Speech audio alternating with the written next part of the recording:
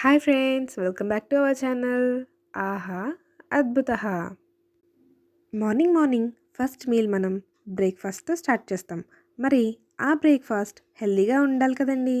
అందుకే ఈరోజు మనం ఒక మంచి హెల్తీగా టేస్టీగా ఉండే బ్రేక్ఫాస్ట్ రెసిపీ చూద్దాం. ఆ రెసిపీ మరేంటో కాదండి, గోధుమ రవ్వ ఉప్మా. ఇంకెందుకండి ఆలస్యం, ప్రాసెస్లోకి వెళ్ళిపోదాం. ఈ గోధుమ రవ్వ ఉప్మా కుక్కర్లో చేసుకోవడం వల్ల చాలా క్విక్గా అయిపోతుందండి.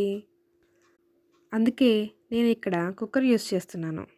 ముందుగా స్టవ్ వెలిగించుకొని ఒక కుక్కర్ తీసుకొని 3 టేబుల్ స్పూన్స్ ఆయిల్ వేసుకొని, ఆయిల్ బాగా హీట్ అయిన తర్వాత 1 టేబుల్ స్పూన్ ఆవాలు వేసుకొని చిటపటలాడించాలి. తర్వాత పోపు దినుసులు వేసుకొని వేయించుకోవాలి.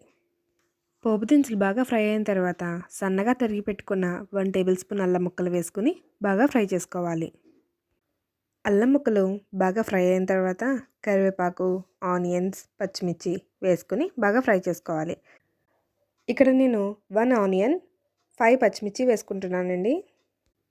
ఆనియన్స్ బాగా ఫ్రై అయిన తర్వాత ఒక టమాటోని ముక్కలుగా చేసుకొని అందులో వేసుకుని బాగా ఫ్రై చేసుకోవాలి. ఇవి బాగా మగ్గిన తర్వాత 3 గ్లాసెస్ వాటర్ వేసుకుని బాగా మరగనివ్వాలి. నేను ఇక్కడ ఒక గ్లాస్ ఉప్మా రవ్వకి కొలతలు చెప్తున్నానండి. ఒక గ్లాస్ ఉప్మా రవ్వకి 3 గ్లాసెస్ వాటర్ వేసుకోవాలి. వాటర్ బాగా మరిగిన తర్వాత 1 టేబుల్ స్పూన్ సాల్ట్ వేసుకొని ఇంకాసేపు మరగనివ్వాలి. తర్వాత ఒకసారి సాల్ట్ చెక్ చేసుకుని ఒక గ్లాస్ గోధుమ రవ్వని వేసుకుని బాగా కలుపుకోవాలి. తర్వాత కుక్కర్ మూత పెట్టుకుని ఒక విజిల్ వేయించుకొని స్టవ్ ఆఫ్ చేసుకోవాలి. ప్రెషర్ అంతా పోయిన తర్వాత విజిల్ తీసి మూత ఓపెన్ చేసి చూస్తే వేడివేడి గోధుమ రవ్వ ఉప్మా రెడీ. చాలా క్విక్గా అయిపోయింది కదండి.